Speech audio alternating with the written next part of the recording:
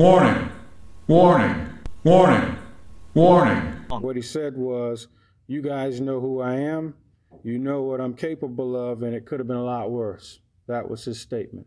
Orthal Wallace, the man accused of shooting a Daytona Beach police officer in the head, was captured on a Saturday morning while hiding in a treehouse in a wooded area in East Atlanta, Georgia.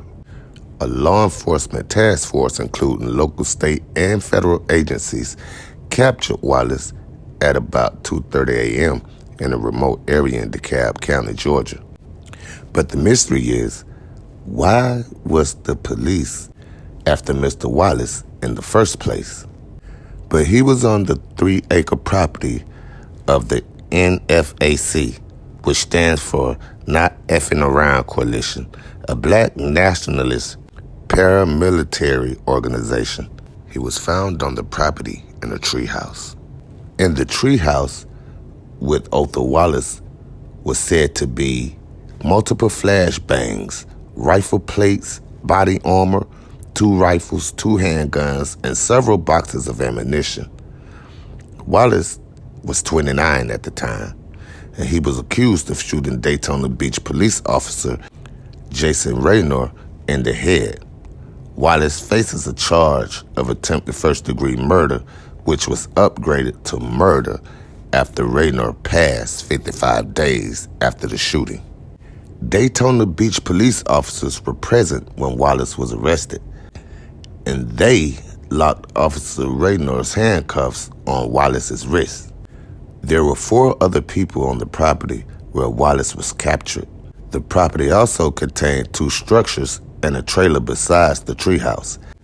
Those 4 people were not charged, and it wasn't clear if they too were members of the NFAC militia. Florida prosecutors plan to seek the death penalty for Mr. Wallace. But it's a lot of speculation behind this case, and we're definitely going to get to the bottom of it. A lot of people believe that Mr. Wallace is innocent. They want him dead, but nobody wants to hear his story. Everybody thinks he's a bad guy. You know, he's a criminal and this and that. Nobody knows. They just know he shot a police officer and he's wrong. But you got to look at the first picture. Why was the police officer even bothering him from the first place? He's a great father. He's a great guy in the community. I mean, this has never happened before. Brandon Oliver says he is one of Wallace's good friends. He believes there is more to this story, and he's demanding to know what led to police approaching Wallace on Wednesday. And a lot of people has come to his aid. Go ahead and remind everybody about what occurred, what happened there, and where it currently stands now. Ozone is like a community activist, and he parked outside of his apartment complex, and a white officer pulled up to him and walked up to him as he was leaving his vehicle. He walked up to him and he tried to physically force him back inside of his vehicle. He didn't really give any commands, didn't tell him he was under arrest. There was no warrant. He physically put his hands on him, and then there was a scuffle. Within the scuffle, there was a gunshot that went off, and the officer was shot and he passed away. First, there's a verbal exchange. Sit down. Why are you asking me, do I live here? Do you live here, yes or no? Then there appears to be a scuffle, and in the middle of it, you barely hear the gunshot. A lot of people are raising eyebrows towards this NFAC. They think that this might be a government plant. We'll just have to see in the future, folks.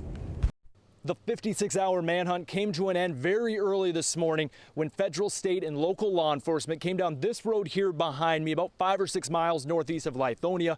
They then drove onto this piece of property right here and tell me they found the man they were looking for hiding out inside of a treehouse. Daytona Beach police first asked the public to look out for Orthal Wallace on Wednesday, seen here in an old mugshot. This is Wallace being arrested at 2:30 a.m. after cutting his hair to disguise himself, according to Georgia State Patrol. How's it going? On Wednesday, Daytona Beach officer Jason Rayner investigated a, quote, suspicious vehicle, according to police. Why are you asking me, do I live here? Wallace can be seen pushing Rayner, and then a brief scuffle follows before a gunshot. Rayner was shot in the head and remains in the hospital. Police later confirmed Wallace may be heading to Atlanta. This morning, GSP, FBI, and U.S. Marshals found Wallace on this property inside this treehouse and arrested him using Officer Rayner's handcuffs. The property is associated, Young says, with a, quote, black nationalist paramilitary organization. To protect the black nation. On July 4th of last year, more than 100 armed NFAC members visibly protested the KKK at Stone Mountain, dressed in all black and carrying long guns. Federal law enforcement sources tell 11 Alive 4 other people were at the property this morning. Only Wallace was arrested, but guns and ammunition were seized. Where is he? Newly released body-worn camera footage shows the moments on June 23rd, right after Daytona Beach police officer Jason Rayner was shot on Kingston Avenue. What happened? Right here. We don't know. We have no 14. Wallace. A woman who told officers she was his girlfriend identifies 29-year-old Othel Wallace as the man in the picture they were looking for. We're protecting her identity. She says she tried to help. I heard the people yelling. I thought it was just a fight. So I got up just to be nosy, we being me. And then when I got to the living room window, this was out of my bedroom window. When I got to the living room window, I noticed that it was a little bit more than that. So I opened the door and I heard, we need towels, he's on the ground. As police dogs searched the property outside, new documents show detectives started pinging Wallace's phone to track where he might be. Data obtained by News 6 shows detectives tagged his car in Daytona at 9 o'clock, moments after the shooting.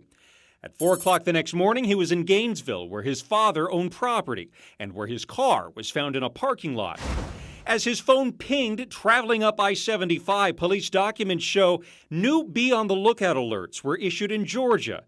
The records show he arrived in Atlanta around 9 a.m. the following morning. He would be arrested just outside the city 2 days later.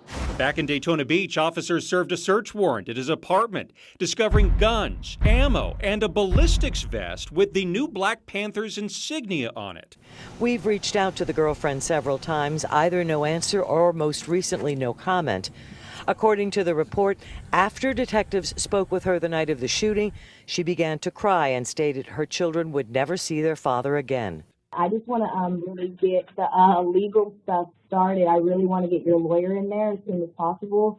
And in a video call from jail to a supporter, Wallace says he wanted people to know this. I'm a good guy that got caught up in a situation where I could not, absolutely, it was either death or this.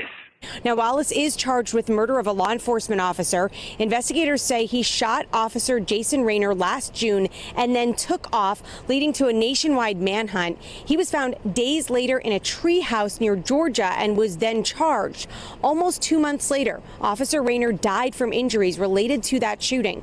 The charges against Wallace were upgraded to murder, and Wallace could now face the death penalty. That's what came up today in court. The judge told Wallace his new attorneys were not qualified to handle death penalty cases. As far as I've been informed, they will be able to bring someone in to handle that. Okay, all right. So you want to stick with them for now? Yes, sir. Okay.